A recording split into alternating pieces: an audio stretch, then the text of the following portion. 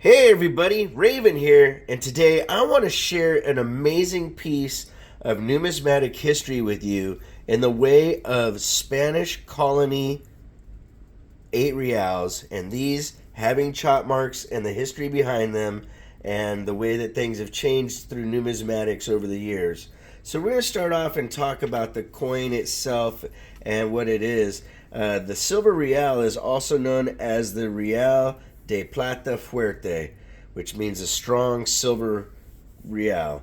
And they came, if you were to chop it into 8 pieces, that was basically the value. That's where you hear coins of 8 is another thing that they sometimes put on here, but this was the currency of Spanish colonies in America and throughout the Philippines, and these coins circulated throughout the colonies and beyond, and they were known in English or to Americans and the British as the Spanish dollar.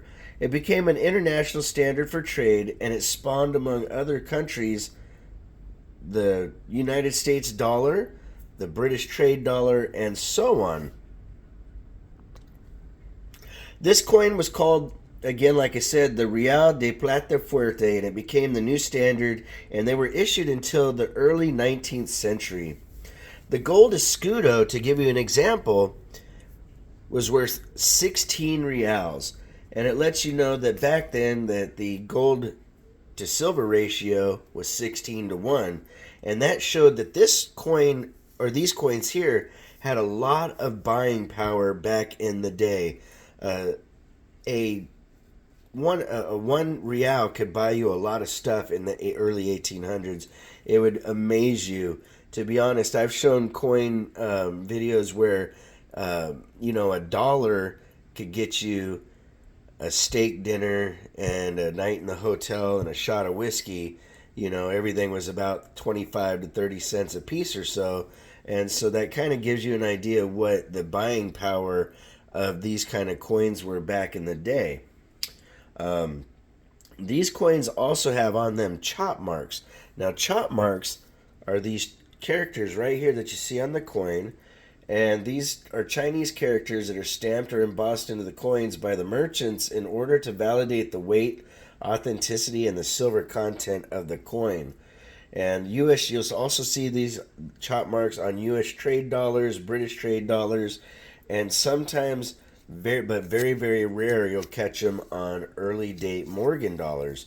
Now you can see they put chop marks on pretty much anywhere. There's one there, there's one up there.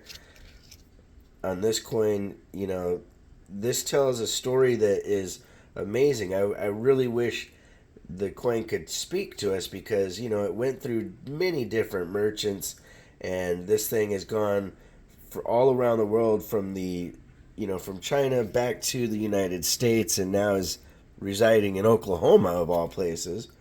This first one here is a 1806 8 reals from Mexico. It was minted in Mexico City, and it is when it was part of the Spanish colonies.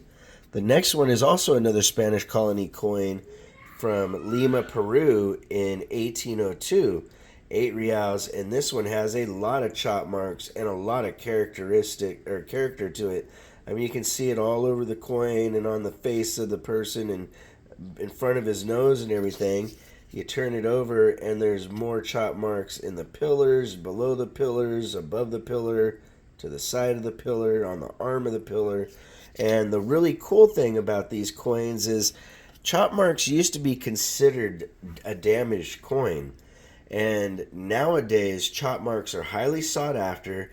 They greatly increase the value of the coin, and they share a really interesting connection to history. Again, like I said, about how these coins were worth quite a bit back then, and they bought a lot of currency throughout the world, or bought a lot of great goods throughout the world by being a standard weight of currency and trade. And I'm really glad that modern day numismatics has finally recognized that chop marks are something valuable versus, like I said before, they thought it was damaging the coin in the way of it being a counter stamp versus the real historical significance of what the chop marks were. And like I said, when you get them with chop marks, the value increases exponentially.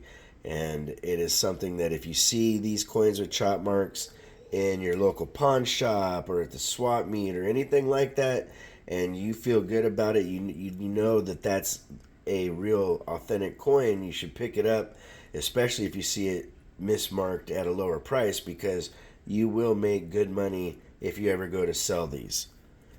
If you want to correspond, it's ravenhawkcoins@gmail.com. The P.O. Box is 721-296 Norman, Oklahoma 73070. Like always, please make sure to take care of one another, and we'll see you real soon. Ravenhawk Coins, have a great day.